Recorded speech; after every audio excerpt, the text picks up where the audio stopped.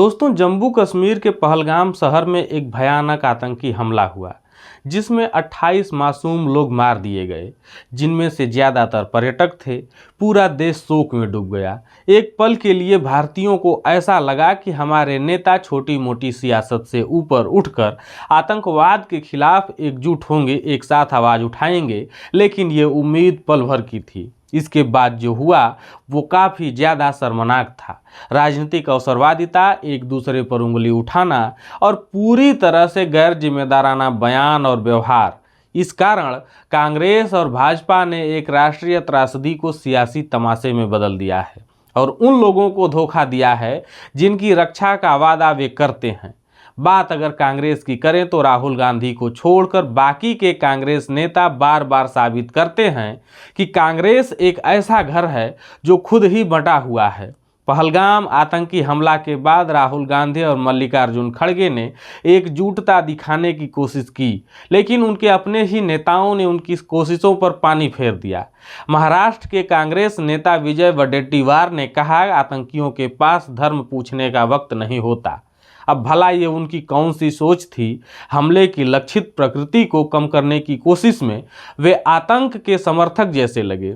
फिर रॉबर्ट वाड्रा ने भी कहा कि यह हमला भारत में मुसलमानों के खिलाफ अन्याय का जवाब हो सकता है। क्या सचमुच ऐसा है या मुस्लिम परस्त बनने में वे आतंक को जायज ठहरा रहे हैं? मणिशंकर अय्यर तो और आगे निकल गए। उन्होंने हमले के लिए भारत के बंटवारे को जिम्मेदार ठहराया, जैसे इतिहास का पाठ पढ़ाकर खून खराबे को सही ठहराया जा सके। और कर्नाटक के मुख्यमंत्री सिद्धारमैया ने भी कमाल कर दिया।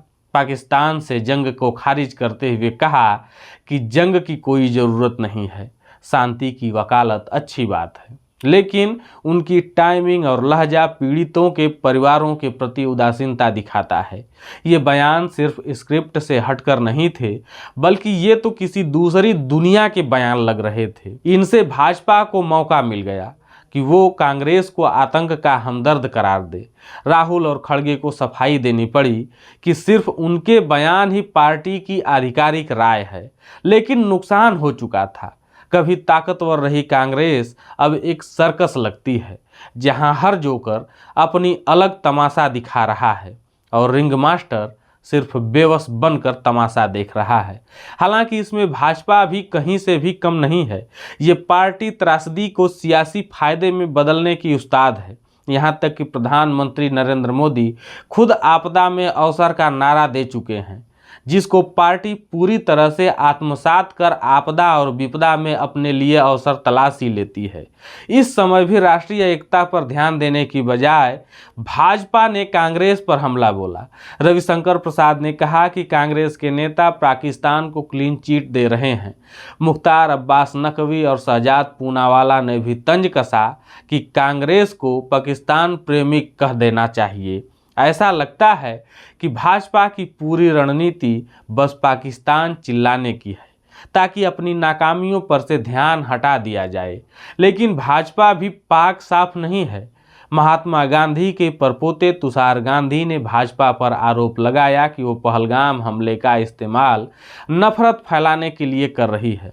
उन्होंने कहा कि पीड़ितों के प्रति संवेदना दिखाने की बजाय भाजपा एक पूरे समुदाय को निशाना बना रही है।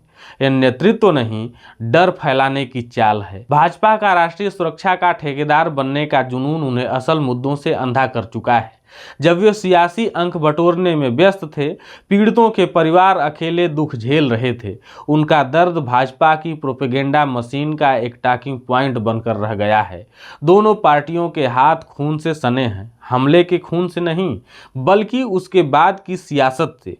कांग्रेस और भाजपा दोनों ने एकता की जरूरत वाले पल को विभाजन का तमाशा बना दिया है। असल हारे कौन? हम भारतीय, जो ऐसे नेताओं के हकदार हैं जो देश को पहले रखें। ये सिर्फ कांग्रेस या भाजपा की बात नहीं, हमारे लोकतंत्र के भविष्य की बात है। जब नेता अपने अहम को देश के हित से ऊपर रखते हैं तो हम सब हारते हैं। अब बेहतर की मांग करने का वक्त है। हमें ऐसे नेताओं की ज़रूरत है जो समझें कि राष्ट्रीय सुरक्षा कोई खेल नहीं है। हमें ऐसे नेता चाहिए जो पार्टी लाइनों से ऊपर उठकर देश की रक्षा करें। पहलगाम हमला एक चेतावनी होनी चाहिए थी, लेकिन ये सर्कस बन गया है। भाजपा को पहले यह बताना चाहिए था कि आतंकवादियों ने धर्म तो बाद में पूछा, लेकिन पहले 200 किलोमीटर अंदर घुसे कैसे? क्योंकि राष्ट्रीय सुरक्षा और सीमा सुरक्षा की जिम्मेदारी केंद्र सरकार की है और जम्मू कश्मीर केंद्र शासित प्रदेश होने के कारण लोकल पुलिस भी वहां की गृह मंत्रालय के अंतर्गत आती है। तो इसकी जिम्मेदारी पूरी तरह से केंद्र की भाजपा सरकार की थी कि आतंकवादी सीमा पार न कर पाए। लेकिन अब ऐसा दोबारा न होने दें। आवाज़ उठाएं, अपने नेताओं को जवाबदेह बनाएं और मांग करें कि वे बच्चों की तरह झगड़ने की बजाय राजनेता की तरह व्यवहार करें। हमारे राष्ट्र की आत्मा इस पर निर्भर है कि पहलगाम हमले ने आतंक की क्रूरता से ज़्यादा हमारे सियासी सिस्टम की सड़ांध को उजागर कर दिया है। कांग्रेस और भाजपा दोनों मौके पर खरे नहीं उतरे। दोनों ने एक दूसरे पर कीचड़ उछालने का खेल खेला। आगे बढ़ते हुए याद रखें कि असली नेतृत्व सबसे जोर से चिल्लाने में नहीं, बल्कि ईमानदारी और साहस दिखाने में होता है। फिलहाल इस वीडियो में इतना ही। आपका इस वीडियो पर जो भी विचार हो कमेंट बॉक्स में हमारे साथ साझा जरूर करें। साथ ही अगर वीडियो पसंद आई हो तो चैनल को सब्सक्राइब और वीडियो को लाइक और शेयर भी जरूर करें।